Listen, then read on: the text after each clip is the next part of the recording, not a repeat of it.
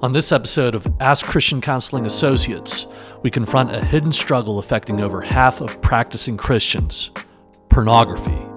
Many suffer in silence, unaware of the deep psychological and spiritual impact. Our guest, Robert Vander Meer, a pastoral sex addiction professional with Pure Desire Ministries, shares how true freedom comes through biblical truth, clinical insight, and authentic community. Welcome, Robert. It's great to have you with us, and thank you for being on the podcast. Yeah, thank you for having me here. Yeah, absolutely. It's a pleasure to be here with you.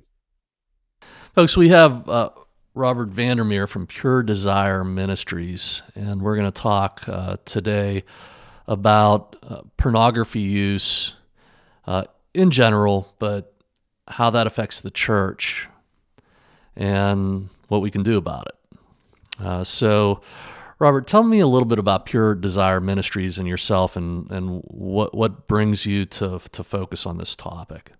Yeah, absolutely. So Pure Desire Ministries is an organization that's been around for a few decades and was founded by Pastor Dr. Ted Roberts here in the Portland, Oregon area. And, a few decades ago, the problem that we're seeing with pornography use and just unwanted sexual behavior in the church, the problem was there, and there wasn't really a good answer for not just how to bring hope and healing for sexual addicts or people with unwanted sexual behavior, but also for betrayed spouses, right? Because in this issue, it's not like if there's somebody that's married, it's not just the sexual addict or the person that's using pornography or unwanted sexual behavior that's dealing with the negative consequences of it, but it's also betrayed spouses. And so, we saw that need, or Dr. Ted Roberts did, and started this organization really out of the office of his church. And it's grown, significantly since then, to where now we have a clinical department where we work specifically, again, with individuals, either the addict or betrayed spouse, as well as couples. And we have resources that we've not only developed, but also print and produce and ship out. We have thousands of recovery groups for everybody really in that population. Again, male addicts, female addicts, betrayed spouses that are male, that are female. We have groups for like young adults, really wide variety of things that we're doing here at Pure Desire. Wow. So this has grown into another full-scale ministry. And what states do you operate in? Is this an online platform, or do you have on-site resources that people engage you in? To tell us about that. Yeah, great question. At this point, we're international. When we started, majority of our interaction with people was face-to-face in a brick and mortar office. And things started to shift to more of a virtual platform prior to 2020. I think in 2020, at the beginning of it, I had 2 in-office clients at that point. Everybody else was virtual. What happened, 2020, 2021 really just kind of, freed us up even more so to continue to be right now almost 100% virtual. So that gives us access, though, or gives people access to us all around the world. And so, whether it's the people that our clinicians are working with, there's some days where I'll experience 7:30 a.m. on a Tuesday morning multiple times because I've met with somebody in Australia and then Hong Kong, and then, and so we're able to really have, again, access to a lot of people. And so same thing with our groups. That's fantastic. So is this pastoral counseling, or do you have traditional Christian counselors or clinical counselors? How do you carry that off? Tell me about that. Yeah. So we're under a pastoral umbrella. And so that gives us the opportunity to not have to really deal with state lines and international borders and things like that for the work that we do, because we're under the umbrella of the church. But the clinical staff that we have a variety of backgrounds. We have people that come from a marriage and family, background, or licensed professional counselor background. But one thing that we all do have in common is a certification through ITAP, the International Institute for Trauma and Addiction Professionals. And it's from there that we have designations of either a CSAT, which is a certified sex addiction therapist, or a PSAP, a pastoral sex addiction professional. So that is the one thing that kind of narrows down our focus into giving us the competency of the population that we work with. Okay, tell me about this organization again. Where's this certifications from? ITAP, International Institute for Trauma and Addiction Professionals.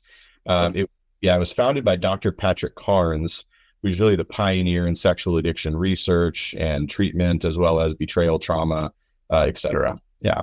Okay, so you have really done a deep dive on this topic in preparation to serve people, who would come to you for counseling.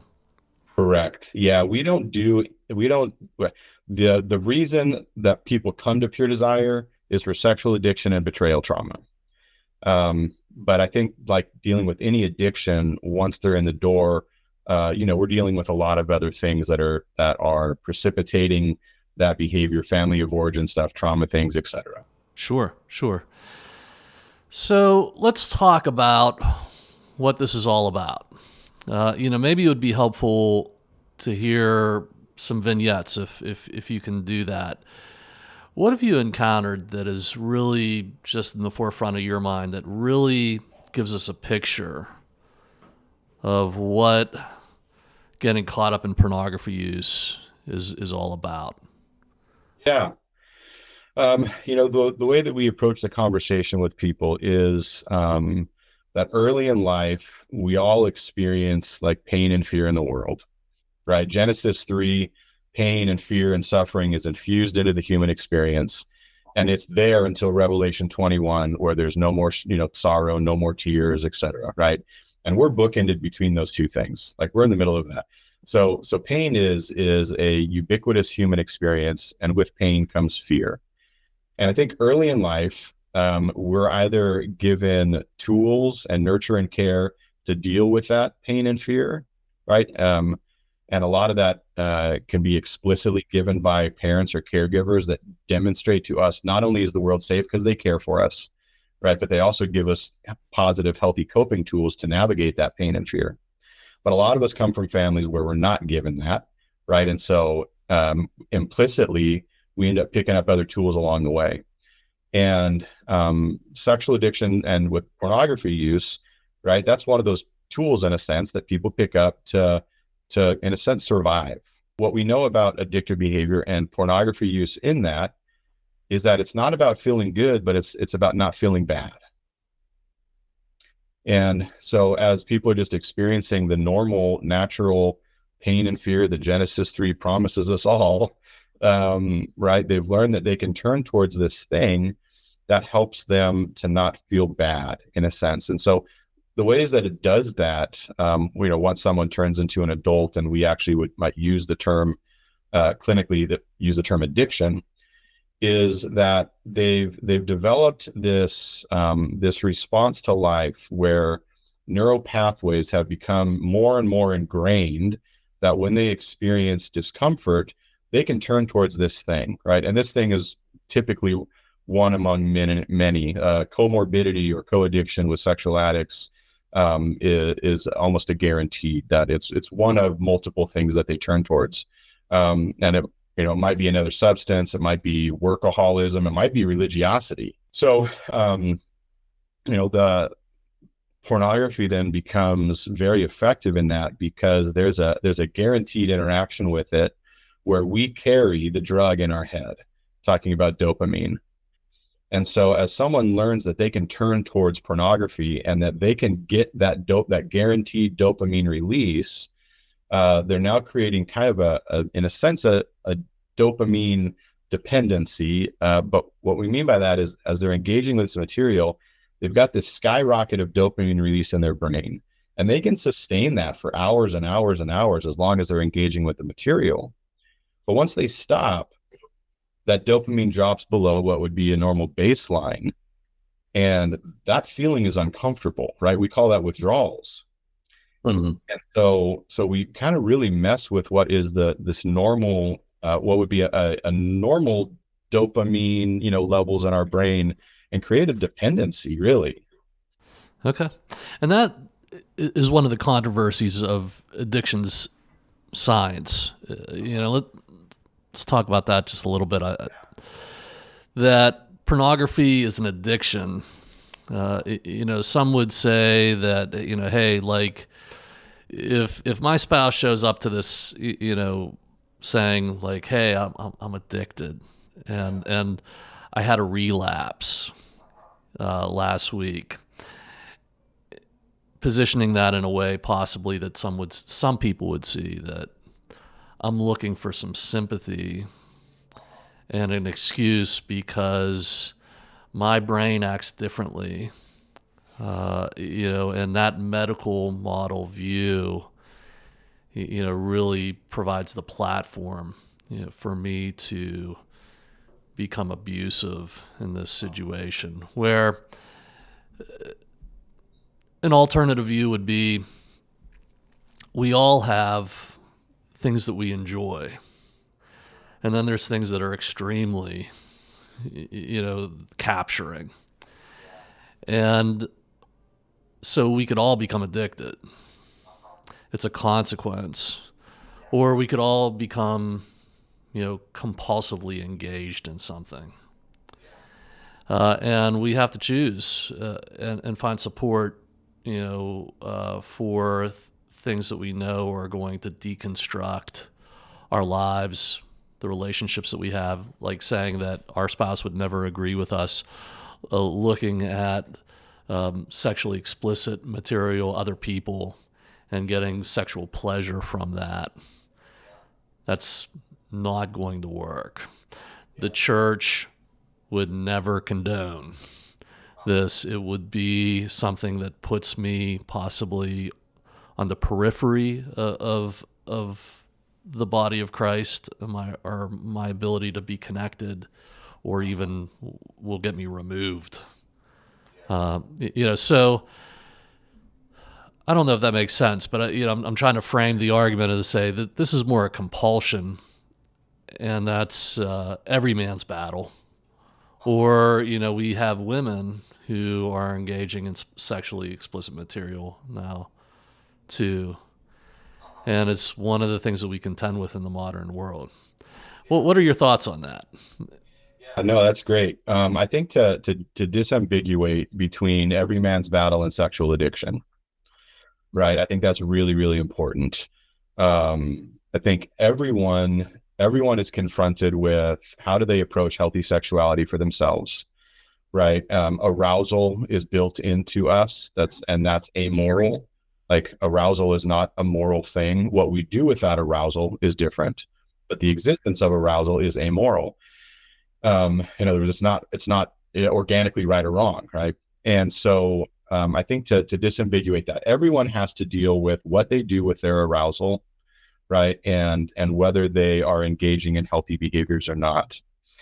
And so I think that is something that is just an open conversation, in the church, that we can do better about, in our families of origin. We can do better about. We can talk about, hey, how do we navigate, scenarios where we might have a desire to pursue this thing sexually, or pursue this substance, or pursue money, or pursue image management, or right. I think having that conversation, but as well as that really will open up a conversation in the church as well, then, or families, where we talk about, hey, I looked at this thing the other day, right?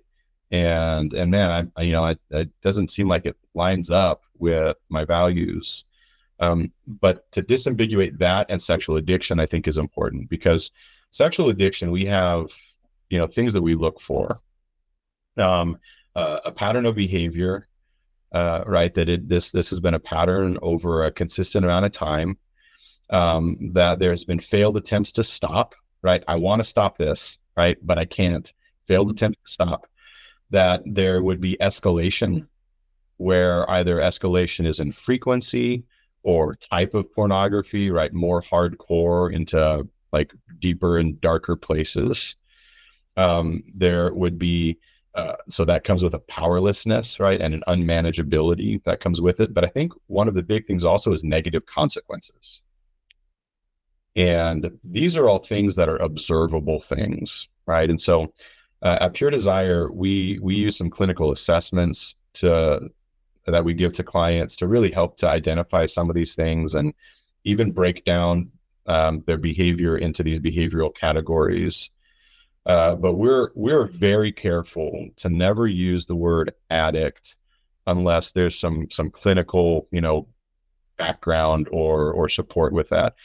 But the larger thing is like what Paul says, like, do what we don't want to do, and what we want to do, we don't do. I mean, that's the human condition that we're starting with. Right. Right. And let me just lift up psychological assessment. We really promote that here at CCA, that we're always wearing a mask. We're always putting on, our social best, or we're managing our impression on people. And so we distort the truth about how this has taken hold, or wherever we're stuck in life, what the extent of that is. And just like anything, when you measure that, it grounds you in a reality. And that's what assessment does. And so it's great that you're zeroing in on that with psychological assessment. It's a tool.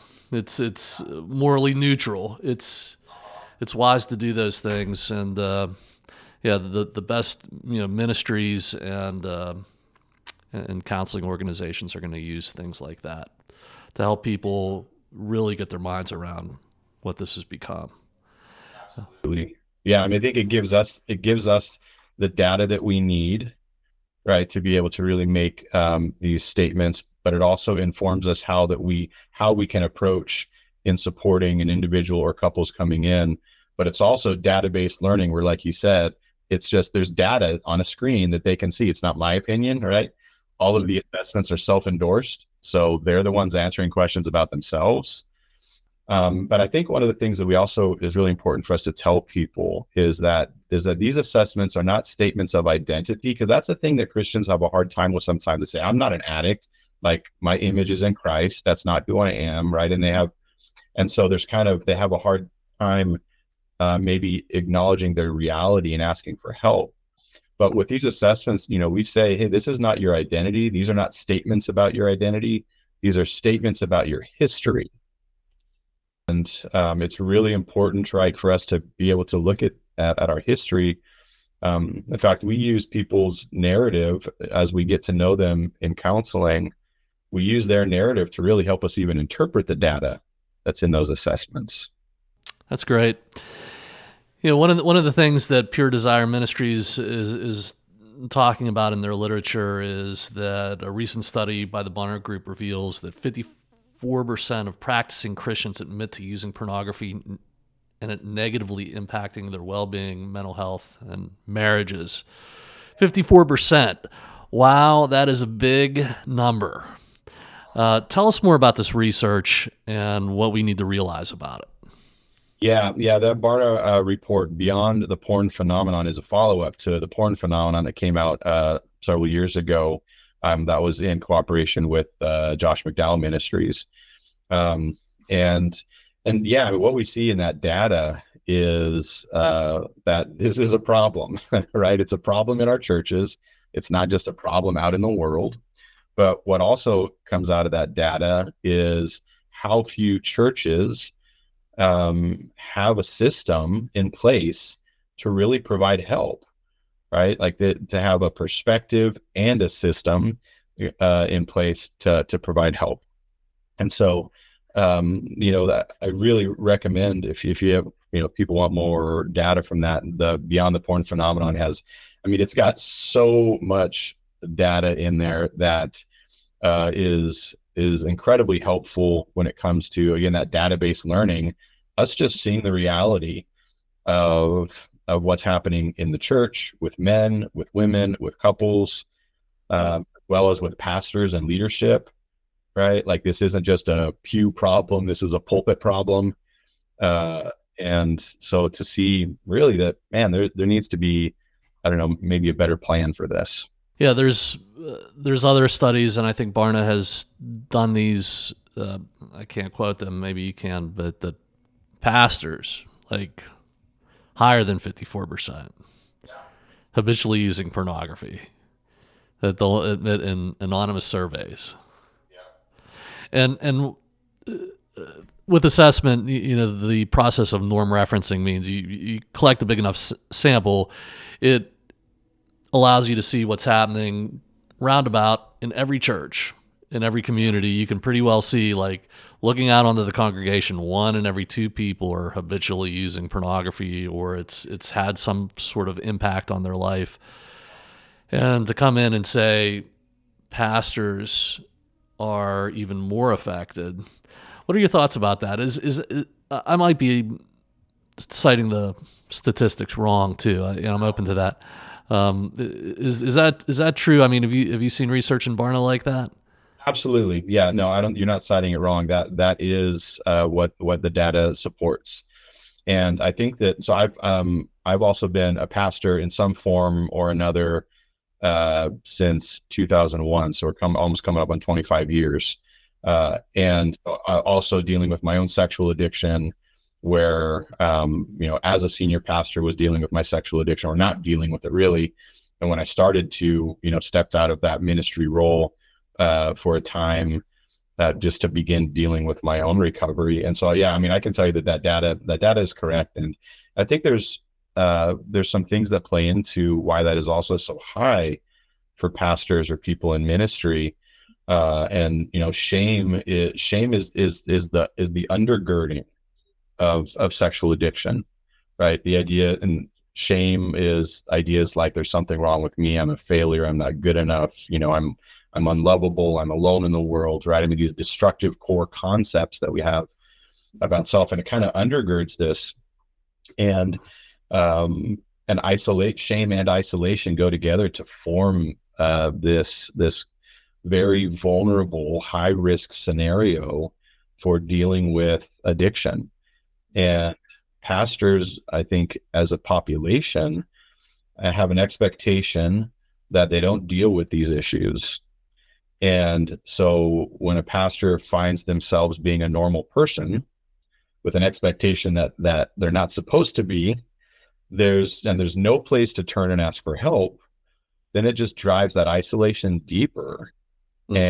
And really creates this perfect environment for shame to continue to increase, because now they're preaching on Sunday and Wednesday, but also looking at pornography or having affairs or paying for sex, or right, like outside of that time.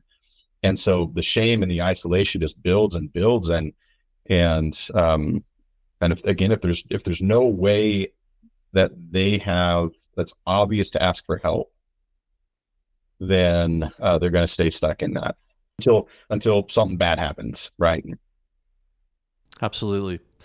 So pastors need to engage help, especially, and there's dynamics like pastors. If I could paraphrase what you're saying, they're public figures. The church has a dynamic where it's not encouraging people to grow in their ability to be transparent. There's not mechanisms like that. And so the people who are most public are most isolated, and things will fester in that. And, and the dichotomy that gets produced is extremely guilt-provoking. The cognitive dissonance that they experience, right? In some of the assessments that we give, there's several categories of negative consequences that they've experienced. And one of the most highly endorsed categories is affect. And so, right, there's an impact on relationship, there's an impact on their spiritual life, but there's always an impact on affect. And like we're carrying that around with us every day, everywhere we go, right? There's no escape from that. And so let me say this one thing about sexual addiction, and our approach, at least to dealing with it, is that as a destructive coping mechanism, it exists to push unwanted thoughts, feelings, and memories temporarily out of our conscious awareness.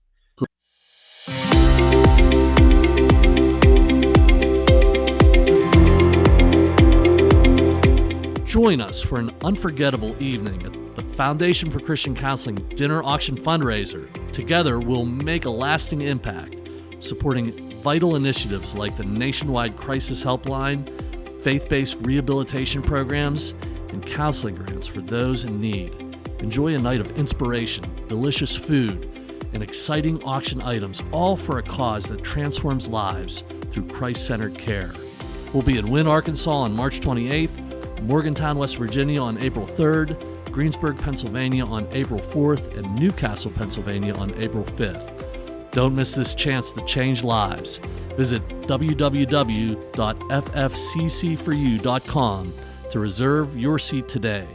Together, we can bring hope and healing to our communities. Think, feel, or remember, right? And pornography use, sexual addiction, really it's access to an anesthetic to help us not feel something. At the core of think and remember is also feel, right? So there's something we don't want to feel. Be an emotional feeling, but it also could be a physical discomfort. Yeah. Is there main themes that we would just need to realize that people don't do well with? Maybe that's a tough question because there could be many, but I think it's relationship. Yeah, I think that for that relationship, we were made for that, but that's also the most difficult thing. And so I don't think it's a coincidence that Christ died for a relationship. Like, he died for the thing that's most difficult. I mean, the salvific work of Jesus, it's not about holiness for the sake of holiness. It's about holiness for the sake of relationship. Yeah. So there's a popular saying nowadays in the evangelical communities, it's not about religion, it's about relationship. And we say that easily, but we can look at our relationship to the church, and it's painful. And when I say the church, I always have qualify. It's not like the church building or institution. It is the people and what the quality of that is. And that begins to define our connection to Jesus Christ. And if we really start to look at that and what resonates with us, there's a lot of pain there that it's in God's design for us to deal with and grow in our ability to deal with that and build relationship. And a lot of people are stuck. And so I can get rid of that with pornography fantasies, because then I don't have to deal with the real status of that relationship. Yeah. We use the phrase that the opposite of addiction is not sobriety, but the opposite of addiction is connection, aka relationship. And so I think that it parallels that the language that I use is that the opposite of sin is not holiness, but the opposite of sin is relationship. And so if the church, if our family of origin was full of relationships that were not safe, right, that sets us up with this limbic response to intimacy, like emotional intimacy, vulnerability, and it sets us up to believe that people aren't safe. And it doesn't matter whether it's in the church or not. I mean, in the church, sometimes it can be even worse if we have some of the cultural things that include spiritual bypass, right? Where people say, hey, this is what I'm feeling. And we're just told the Bible says that you shouldn't feel like that, right? Like, you just need to have more faith. You just, Right. You get a truckload of platitudes coming your way. Yeah. And so that all that does is reconfirm that these relationships and this environment isn't safe for us. Yeah, people get pushed away. It's not the intention of the church. We're vulnerable that way, though. We get isolated easily. And in the modern world, community is tough. Real community. Yeah, and I think that some people, just to use kind of a generalized example, I think some people find more acceptance and love and community at the local pub. That still happens. Than or the stadium, or the guys' night, or they find that maybe better model, even empathy, than they sometimes at the church. And I'll be clear, I'm not picking on the church. Like, I'm part of the church. I'm a pastor.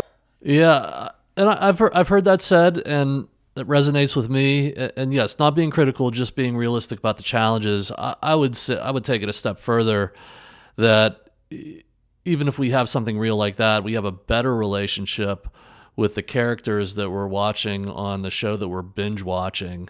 We're more familiar with them than we are with real people, and vice versa. And that, when we come to the realization of it, is painful. And we don't want to reveal that status, and we distort it. And that's where we get disconnected, and we're off into a search for fantasy that will allow us to stay there without feeling the pain. So it's we could get sort of philosophical about it, but two things I want to just make sure that we hit upon, get your opinion on. I'm assuming, that everybody knows like how we get wrapped up in this, and like my mind goes to, like, I'm scrolling the social media, there's pornography on there, I start clicking on it, or, what's maybe more intentional is I came across some kind of ad on my computer while I was working. A lot of people are out there, early exposure to pornography through friend, parent, whatever.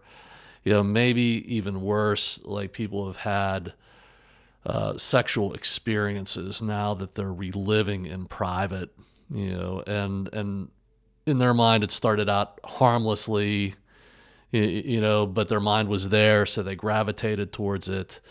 But now, like, it's easy access through these multiple medias, and that's just recorded content.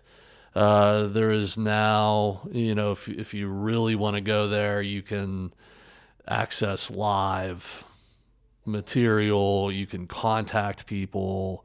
It's all over the place on any kind of social media. Anybody has access to it, down to your 5-year-old.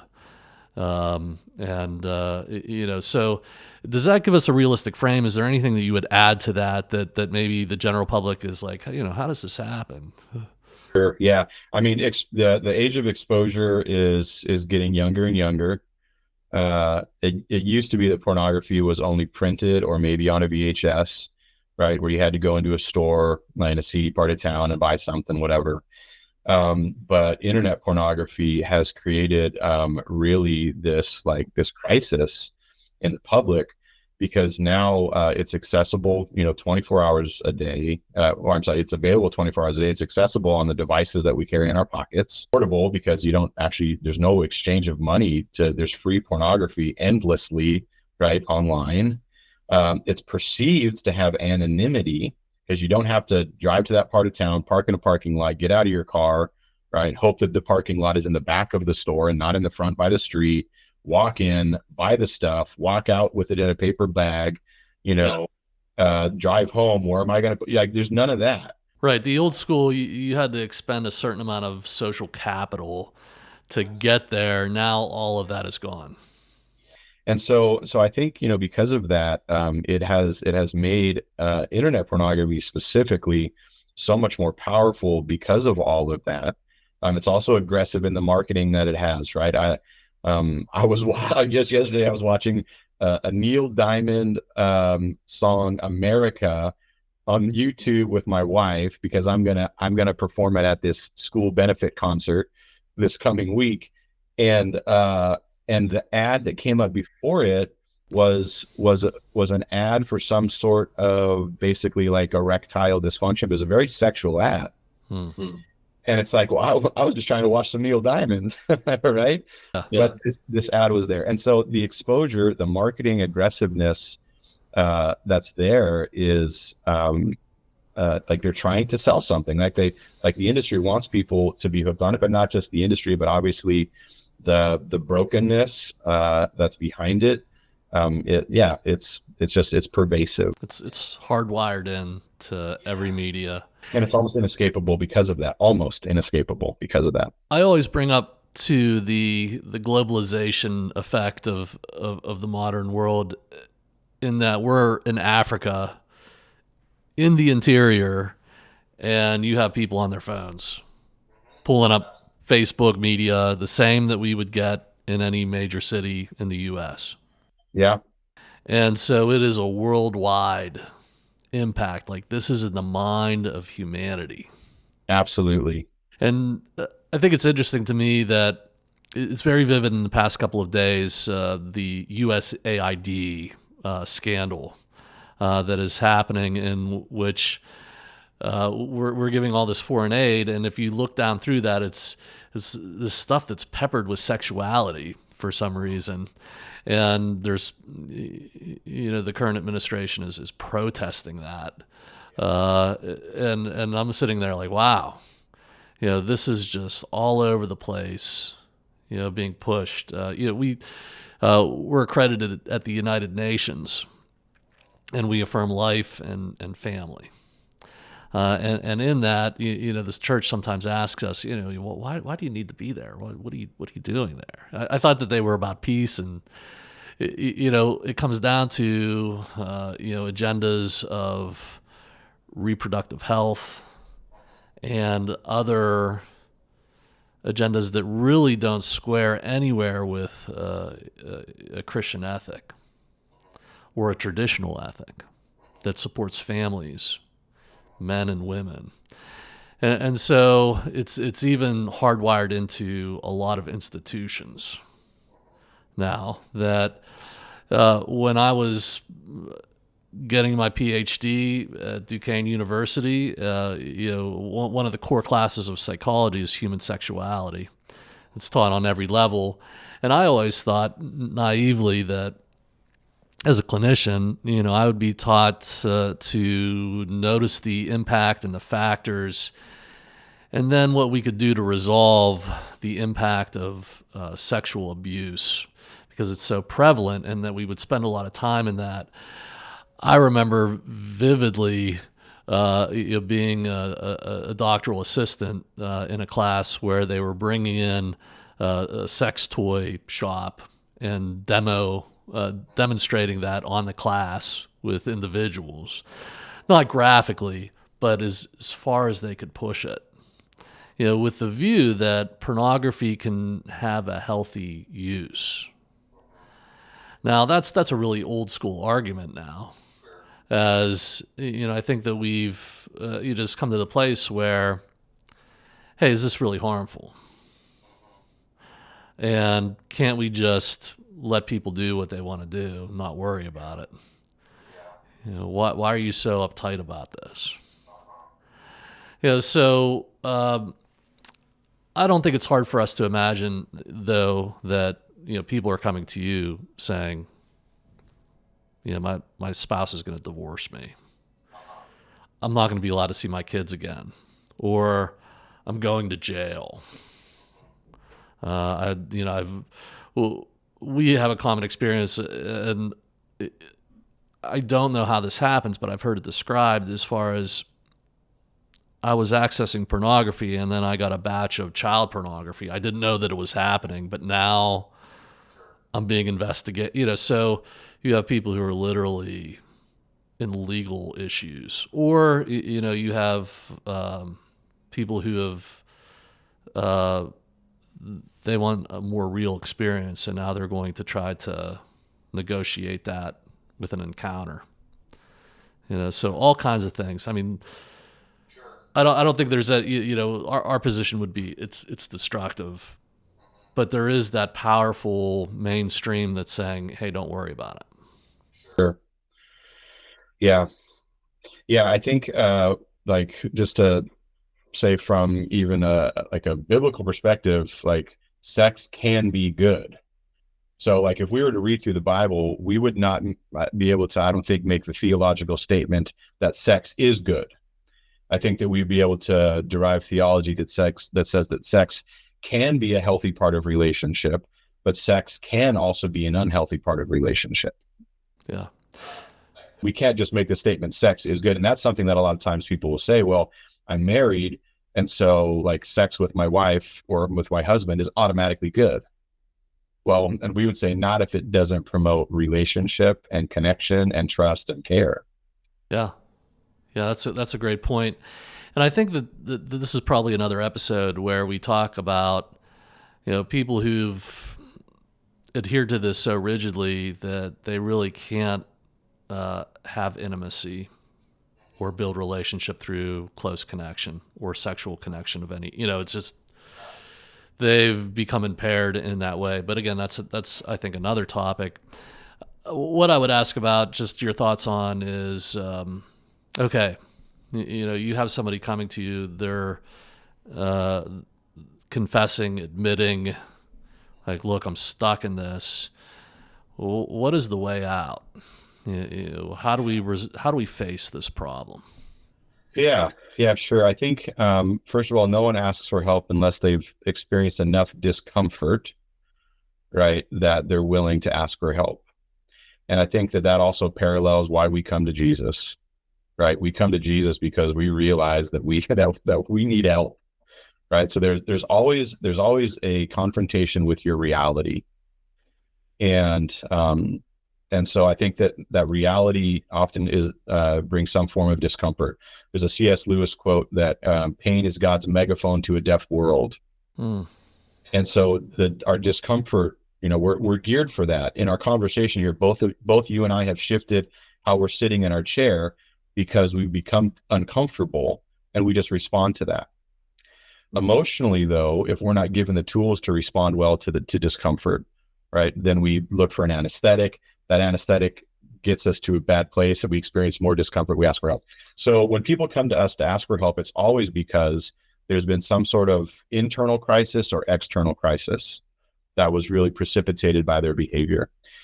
And so, what do we do? Well, I think if we could step back and look at the church as a healing place, then Jesus talks about where we build our house, on the rock or on the sand.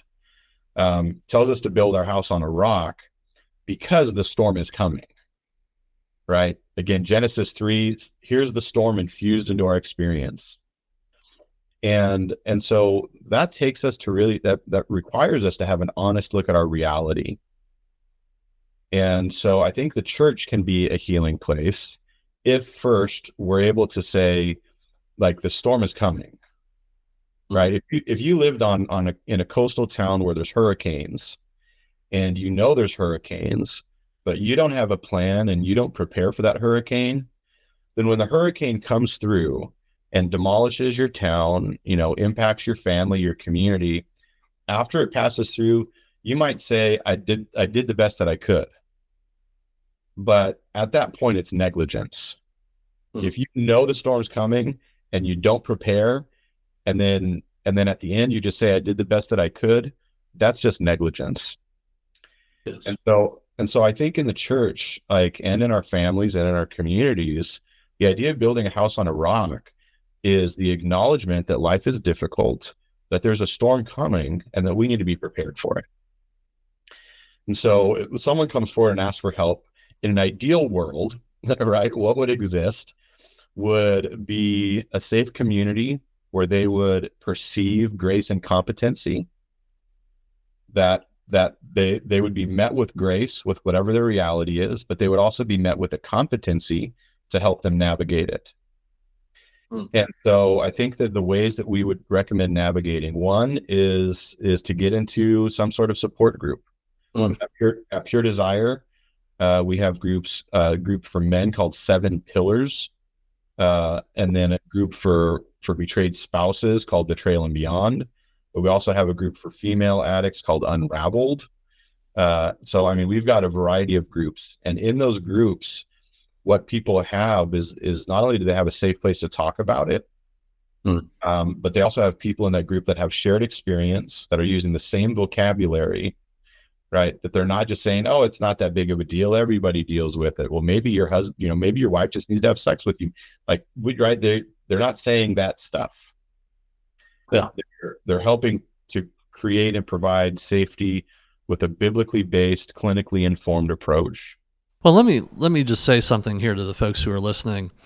That we have a process. It aligns right with what you're saying. That right from the beginning, we want people to know that whatever problem that you come to CCA with, it's not gonna just end with you and the counselor. It ends with you being able to be transparent and accountable in your connection to the Christian community. And so we really advocate for people to be involved in groups, in group counseling, and we facilitate that here. And then the next step is being involved in a life group, doing the same thing, being able to maintain this transparency and accountability, knowing how that works and knowing how that's helping me face the issues that brought me to counseling. Now, what I'd say to the folks about Pure Desire Ministries is, when you have what we would call a homogeneous group, or when the people are there dealing with the very thing that you're dealing with, it's so much easier to start there. So, what this might look like is, one of our counselors, or you're coming to counseling with one of our counselors, you have a sexual addiction problem.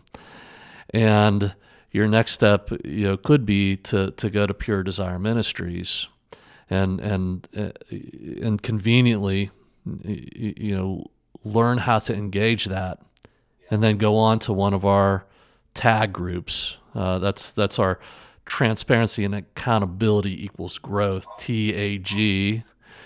After you've been in this type of group and you're gaining some comfortability, and taking these kinds of steps are healing steps that move you into God's design for knowing that the church is a healing place.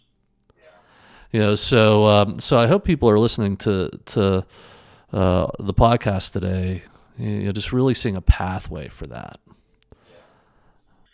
Yeah, and that pathway has to be created, right? And so like that's what your organization, our organization, other organizations have really been working on, and we don't just want to see this in the local community. We want to see it in the church. We want to see pastors and leaders also understanding that, hey, like there's help for me. And denominations and organizations, they've got their own bylaws and ways of dealing with things. And so for some organizations, dismissal for a pastor is on different grounds than, the grounds for dismissal are different there than they are at other organizations. But the point is we want people to know that there's also help for this, because there's not going to be help in a local church if the pastor doesn't have the freedom and ability to talk about this, and if they're dealing with it, right? And so we really want to see this from the top down, because like people that are dealing with this stuff are also typically coming from family systems that didn't have tools to navigate life well. And so we also want to see family systems changed, right? We want to see parents get healthier so that they can give their kids tools that they didn't get, right? That we want to see them be able to change that course. There's a lot on the line. And so I think that, for us also, we would agree that like, if someone gets into a group and they realize that, okay, this is in a sense every man's battle, right? In a sense that like this is what everybody deals with, and this has helped me to really gain some health, some clarity, and some healthy habits, practices, structure, then great. For other people, they get into a group and they realize, oh wow, I'm having difficulty stopping this behavior, and that's maybe for the first time where they're confronted with the idea that they might have an addiction. And we encourage people to, reach out and get into some clinical counseling. That's not a statement of failure that you're dealing with that, right? Everybody's dealing with something that they're trying to stop. It's just sexual addiction has a ripple effect of consequences that really like touches deeply into someone's identity, as well as their relationships and community. That's the good view. That's the healing view that we hope people will get from this meeting today. Give us some resources that if people are listening to this, they need help, they want to connect with you. How can they do that? Yeah, absolutely. So puredesire.org is our website. And on that website, you'll find resources that we, have. So whether it's group resources like 7 Pillars of Freedom, mentioned Betrayal and Beyond, Unraveled, right, Living Free. These are all a variety of different resources that we have there. We also have kind of an introduction resource called Sexual Integrity 101. It's a video course that has companion material resources to go through with that. On our website, you'll also find links to join virtual groups, whether you're the one that's dealing with the unwanted behavior or you're dealing with betrayal trauma. And that link will show you groups that are in person or virtual all around the world. On the website also, you'll find, I think we've got over 300 podcasts at this point, as well as blogs on a variety of topics, right? With a variety of people on those podcasts and in those blogs. And you'll also find information about our clinical programs. All of that there on our website. You can also find Beyond the Porn Phenomenon, the Barna study that came out. You can purchase that on our website. That's just got so much data in it that some of the data speaks more to some people than to others. It's like you'll read something, you're like, oh my gosh, that really stands out to me, right? Like data around the number of people that wish their church had something to deal with this, then also the number of churches that actually have something to deal with. Yeah, and when you think about that research that we cited at the beginning, 56% of the congregation, there's a lot at Pure Desire Ministries to engage, to help you either lead, or if you've been affected, to engage, to seek transformation. And so, Robert, it's great to have you on the podcast today. I hope you'll come back when you have a topic or something important has happened that you would want to talk about in this field of pornography and sexual addiction. We would love to have you back and talk to the folks. We have a tradition here. We just want you to end us in prayer and let us pray for everyone who struggles with sexual addiction and pornography use. If we could lift that up today. Yeah. You'd like me to close in prayer? Please. Yeah, I'd be happy to. Heavenly Father, I'm so grateful that there are people having these conversations, and I'm grateful for this organization, as well as Dr. Richard Hoffman and just the work that he's doing. We know that we all face less than ideal circumstances, anywhere a range from minor to major every day. And if we don't feel safe to talk about these things, the world can be a really lonely place. And so, Lord, I pray that you would help people to find not just peace, but also courage to ask for help, just the courage to reach out and to realize that something better is possible, that with you, something better is possible. All of us, in a sense, spiritually, like Lazarus, you've raised us from the dead, but you didn't raise us from the dead to live a life of isolation in the tomb, or to just live a life of shame in the graveyard. You raised us from the dead to go on and live a fulfilling, fruitful life. And I just pray that we would be able to participate in that our fears wouldn't keep us stuck, but that your hope would, again, give us the courage and resilience and even curiosity to participate in what a fruitful life might look like. We know that life is better with you in the light, but that's also a scary place because of the relationships and maybe communities that are there.